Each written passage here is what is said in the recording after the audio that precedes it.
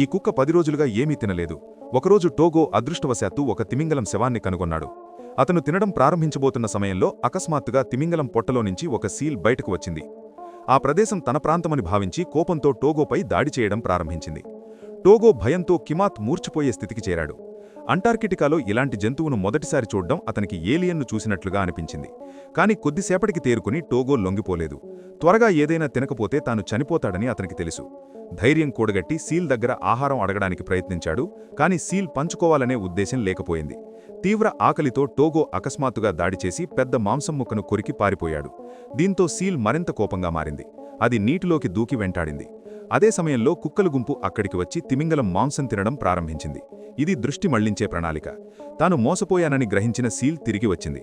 కుక్కలు ఆనందంగా తింటున్నప్పుడు సీల్ వెనుక నుంచి వచ్చి పిచియా వెనుక కాలను బలంగా కొరికింది. మిగతా కుక్కలు భయంతో పారిపోయాయి. కాని టోగో మాత్రం భయపడలేదు. అతను సీల్ వెనుకపైకి లిగిరి తన శక్తి మొత్తం ఉపయోగించి ప్రతిదాడి చేశాడు. దాన్ని చూసిన మిగతా కుక్కలు ధైర్యం తెచ్చుకుని పోరాటంలో చేరాయి. అన్ని కుక్కలు ఆగకుండా సీల్ను కరిచాయి. నిరంతర దాడితో సీల్ గందరగోళానికి గురై చివరకు నీటిలోకి దూకి పారిపోయింది. ఆ గందరగోళంలో కుక్కల గుంపే విజయం సాధించింది.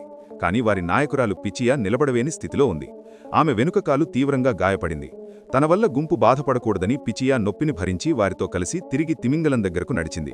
ఒక్కొక్క కుక్క వచ్చి ఆకలితో మాంసం తినడం ప్రారంభించింది. ఇది వారికి 6 నెలలలో వచ్చిన అతిపెద్ద భోజనం. తిరిగి ఆశ్రయానికి వెళ్లే సమయంలో పిచియా ఇక నిలబడలేక నొప్పితో నేలపై పడిపోయింది. ఆమె భాగస్వామి మంచు తుఫాన్లు వచ్చినా ఆమె పక్కనే కూర్చుని వదలలేదు. ఆ రోజునుంచి టోగో గుంపు నాయకుడిగా మారాడు.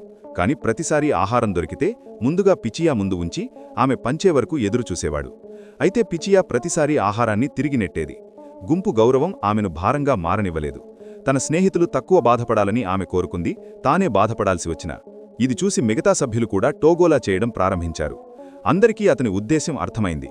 అయినప్పటికీ ప్రతిసారీ ఆహారం మళ్లీ పిచియా ముందు ఉంచినప్పుడు ఆమె బ్రతికి ఉండాలని మాత్రమే అందరూ ఆశించారు.